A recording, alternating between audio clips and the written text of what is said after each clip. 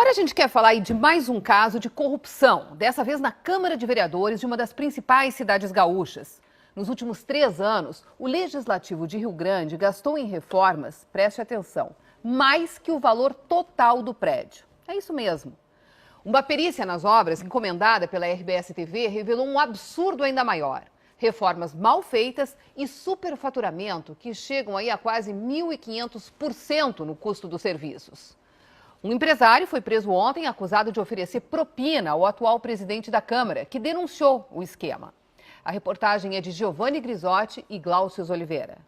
Piso com defeito, instalações elétricas precárias e infiltrações. Depois de reformas que custaram mais de 2 milhões de reais em 3 anos, a Câmara de Vereadores de Rio Grande está assim.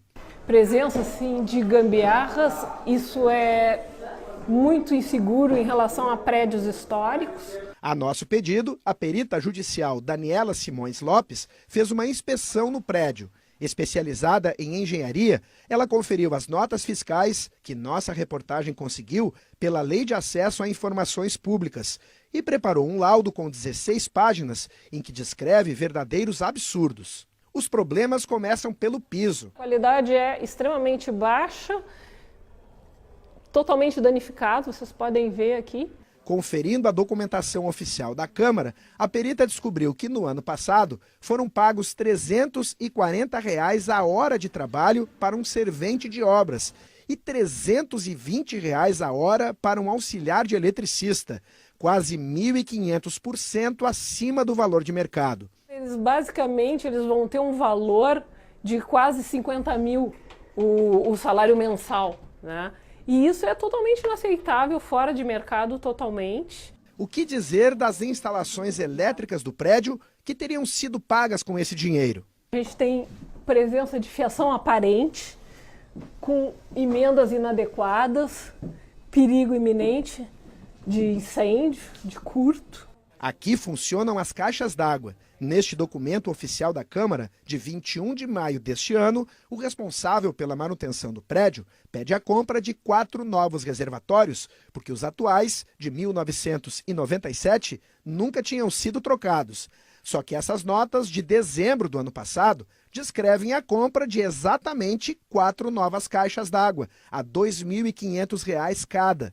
O presidente da época tentou se explicar. Eu não tenho como fazer um levantamento, eu, presidente da Câmara, a respeito de quanto custa a hora, quanto não custa, qual o valor que vai custar. Até que prove o contrário, eu acredito, acima de qualquer coisa, na idoneidade dos funcionários de carreira da Câmara, que são os que fizeram todo o processo de licitação.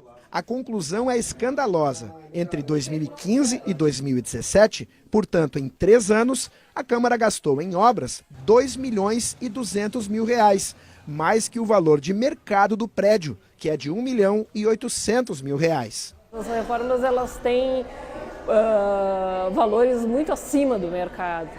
O atual presidente da Câmara revela que para este ano estava prevista outra reforma estimada em R$ 1 milhão, mas diante das suspeitas de fraude decidiu cancelar as obras. No mês passado, ele demitiu o diretor da Câmara, depois de ouvir dele uma proposta para entrar em um suposto esquema de propinas. Me trouxe o recado que, com relação às obras da Câmara, era 50% do valor previsto para o presidente e tinha situações que dava de tirar até 70%. Outra tentativa de suborno foi gravada em áudio pelo presidente da Câmara. A conversa é com Marcos Marcelo Leão Coelho, que era o responsável pela TV Câmara. A emissora transmite as sessões do Legislativo.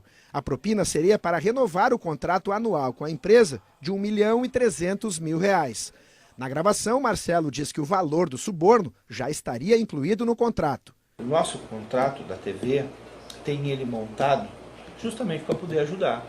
Tem um troço, é montado para sobrar, para poder ajudar os amigos. Estou sendo bem curto, bem grosso para ti, preciso que tu me ajude. A propina ofertada ao vereador seria de R$ 30 mil por mês, segundo esta testemunha, que prestou depoimento ao Ministério Público. Ela teria sido procurada pelo empresário para intermediar as conversas com o presidente. A proposta foi uma proposta de R$ 30 mil, sendo que seria R$ 20 mil para o presidente pela renovação do contrato e 10 mil mensais para mim passar o recado. O presidente recusou a oferta e denunciou o caso ao Ministério Público. Ontem, o empresário, que era o responsável pela TV Câmara, foi preso pela Promotoria de Justiça de Rio Grande.